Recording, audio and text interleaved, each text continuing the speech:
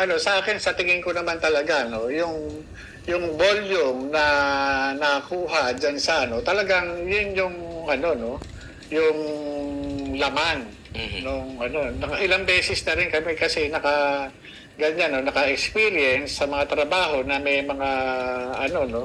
Pero yung ganyan na ano, sabi ko nga, kung yan, parang kung sinasabi na scripted yung ano, no, kagandahan na.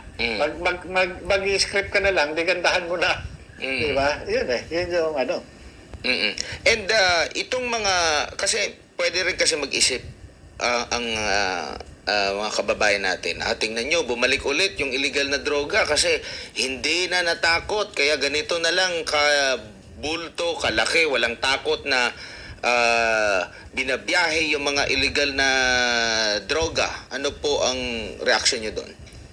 Yun nga ang isa doon sa problema natin. Kung noong dati na nagkakaroon talaga ng talagang mahigpit, ano, nagkakaroon talaga ng tumbahan, ano, ngayon pa na talagang maluwag yung treatment sa kampanya ng illegal drugs.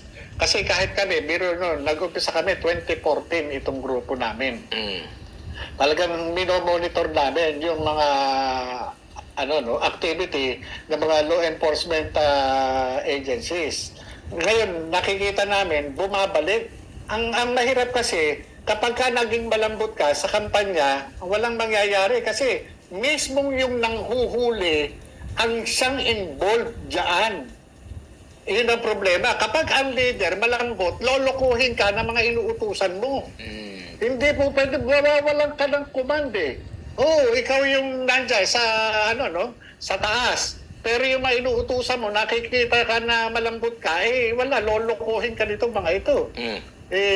Pakatandaan natin, hindi mga ano, yung mga yan, humaharap sa kriminal. Pero mas kriminal pa sa mga kriminal. Kaya nga pagka yan, nagpautukan dyan sa mga yan, walang mangyayari dito sa bansa natin. Malambot ang leader, malambot din yung sistema. And marami rin po muna kasi may tuturing ba na anti-drug operation yung nangyari, naswertehan nga, na parang ipinagmalaki agad. Ganito yung bloodless. Yun agad yung bloodless. Kasi ito, hindi ba ituturing na ano, na drug operation. Anti-drug operation. Ang anti-drug operation, unang-una, covered siya ng ano, no, ng pre-operation na report at saka ng authority to operate. Merong certificate of coordination yan, ano. Yan, nahuli sa checkpoint, hindi sa anti-drug operation. Malinaw na malinaw, kasi kung yan, anti-drug operation, nahuli nila yung kung sino yung may-ari niyan. Di ba? Ganyan kalaki. Ganyan kalaki na, ano, more or less 2 tons, pero wala kang mahuli na personalidad. Kasi kung ako ang magtatrabaho niyan, talaga hindi ko muna pipitasin yan. Dadaan ng checkpoint yan, pasasabihan ko yung checkpoint, huwag niyong harangin yan, sinusundan namin yan. Gusto namin maiuwi niya yan sa kanila. Kasi nandun yung tatay niya, nandun yung nanay niya, nandun yung buong angkan niya. Yun ang huhulihin namin. Diba? Kasi kung yan, anti-drugs operation, mas ba't nahuli sa checkpoint? Naalala ko pa nga, Sir Jojo, pag may operation yung PDEA, halimbawa, nagpadala ng kontrabando, di ba? Hindi haharangin doon sa kung saan galing. Dapat babagsak mo na dito at kung sino yung, hindi lang may nakapangalang consignee, kung sino yung consignee, dapat meron talagang mag-claim. Pero hanggang sa walang mag-claim, kung hanggang walang mag-claim. Pero, kumbaga, marami na rin ako, nakasama na rin ako sa operation ng ng PDEA. Naalala ko doon sa Pampanga. Nagtanong ako doon sa mga agent, paano nyo ba trinace na merong mini laboratory dyan?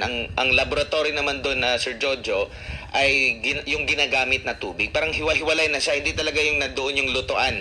Parang isang... Ano ba sa Santa Rita? Parang nakalimutan ko. Basta yung sa baboy.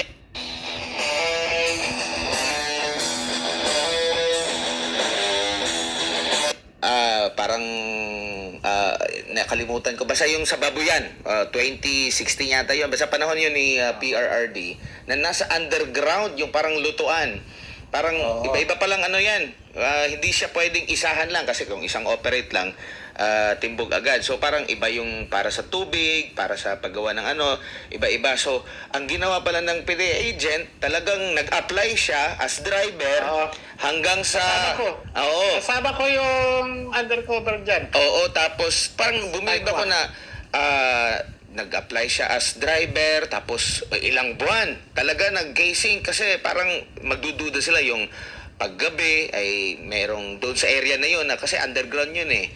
Hanggang sa para lang makapunta siya doon sa lugar na yun, sinadya niya na, kasi nandun yung lagayan ng pang-crudo niya, sinadya niyang isisip-sip yung uubusin niya yung sa truck niya para makapunta siya doon sa area, makakuha siya hanggang sa na-discover doon. Tapos sa likod, maraming mga pato and mga baboy para hindi maamoy yung kung ano man yung niluluto nila, at yung pato pang-alarm in case na merong mga operation. So, sabi ko ganyan pala pag nag-imbestiga sila. Tapos ito, naswertehan lang, napakaswerte talaga na dumaan lang dumaan lang sa ano. So, kumbaga hindi pa maituturing na drug operation pala ito, Sir Jojo. Hindi pa. Kasi checkpoint yan eh. Ang anti-drugs operation, kumbaga sa talagang meron tayong tinatawag na presumption of regularity, no? Ito yung nag-uumpisa tayo doon sa mga documentary process in accordance doon sa PDEA Manual of Operation. Sabi nga, pagka magkakanda ka ng anti-drugs operation, meron kang pre-operation report, meron kang authority to operate, dadalhin mo yan sa National Operation Center o doon sa Regional Tactical Operation Center para bibigyan ka na yan doon sa, ngayon tinatawag nila formis, yun, bibigyan ka ng certificate of coordination. Yun yung yung magli-legitimize doon sa iyong ikakandak na anti-drug operation. Pag wala ka doon, illegitimate. Pero Sir Jojo, ano po yung magiging magandang batayan sa kasalukuyang sitwasyon patungkol sa problema natin sa illegal na droga? Kasi marami tayong mga commenter dito sa kanilang mga lugar, mga netizen, pati rin yung mga nakakausap ko minsan, sinasabi nila, bumalik sa amin dati nung panahon ni PRRD, talagang walang mga tambay, wala ganito. Ngayon talagang kahit tirik yung araw, nag-aabutan ng mga kontrabando. Isa rin ba sa pamalatandaan maliban dyan ay pag nagmura ang illegal na droga, ibig sabihin, balik ulit sila sa dati, Sir Jojo? Ano bang maging batay? Pagka ang drugs nagmura, ibig sabihin, over yung supply. Ang kailangan kasi natin dito is political will. Maraming pakiusap. Kung ikaw yung nag-enforce ng batas, maraming makikiusap sa iyo dyan. Unang-una, yung mga kasama mo sa politika, lalo na, kagaya niya, ganito, kaibigan ko yan. Ito, kamag-anak ko yan, di ba? Halimbawa, kagaya niyan, may mga nahuhuli. Allegedly, kaibigan ng mga politiko. Kaya, ang nangyayari, nawawala ng gana yung mga ahente, yung mga operatiba. Kasi, biro mo, tinatrabaho nila. Huhulihin, tapos pawawalan. Anong magiging damdamin ng mga operatiba? Samantala ito mga operatiba na to, talagang buwis-buhay ito mga ito. Di ba? Bago ang negotiation process, talagang biro mo, halos dyan na natutulog sa kalsada. Naranasan ko mga kalsada. Hindi biro. Talagang kapag kaiyan target, talagang sinusundan namin yan. Kung sino makausap niya, susundan pa rin. Kung sino makausap niya, susundan pa rin. Nanganganak yan. Kaya nga ako, nanghihinayang ako dito sa pagkakahuli rito, doon sa 13 billion more or less, tapos walang nakuhang personalidad sa likod nito. Bakit? Tsaka pa mag-imbestiga yata eh. Oo, kasi hindi biro ito. Ibig sabihin malaki ito. Napabayaan ng gobyerno, sayang yung pondo. Bakit pa tayo nagdadagdag ng pondo kung hindi mo naman pala kaya gampanan yung inyong mandato? Iruin mo, sampal ito doon sa mga nakaupo, lalo na doon sa lead agency, which is PDEA. Diba? Hindi naman sa wala akong masakit sa akin yan kasi galing ako dyan. Pero sana naman ginagawa yung trabaho. Kung maganda ang relationship ng PIDEA leadership sa kanilang mga tauhan, magbibigay ng magandang output yan. Kung pangit ang input, pangit din ang output. Yan yung sabi ko nga kung ang liderato ng PIDEA, siya doon sa mga tao niya, talagang suportado niya, bibigyan ng magagandang trabaho. Mangyayari siguro Bakit ka bibigyan ng trabaho? Hindi ka naman sa amin, di Oo. ba? Kaya siguro, Sir Jojo, hindi mo maiwasan na magkomento ang taong bayan na parang scripted, parang hindi totoo. Kasi maraming maraming mga inconsistencies, maraming mga tanong sila na hindi agad nasasagot siguro dahil sa kakapanood nila. Parang alam na nila siguro kung ano yung legit na operation, ihahambing nila, naging mapanuri na rin siguro yung ating mga kababayan, kaya nakaka-come up sila ng mga ganitong mga pahayag po, Sir Jojo.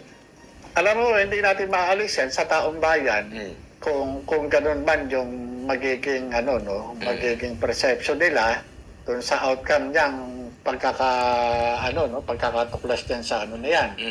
Pero ganun talaga sa akin, ang talagang nakikita ko na may pagkukulang talaga dyan is yung ahensya ng gobyerno na may mandato para dyan sa problema na yan ng illegal drugs.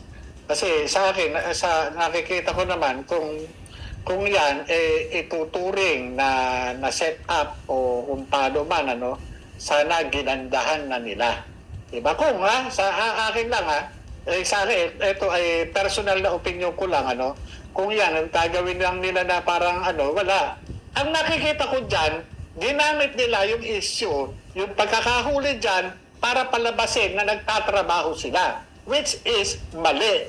Kasi, hindi nila po pwedeng tawagin anti-drug operation yan dahil yan nahuli lang sa checkpoint.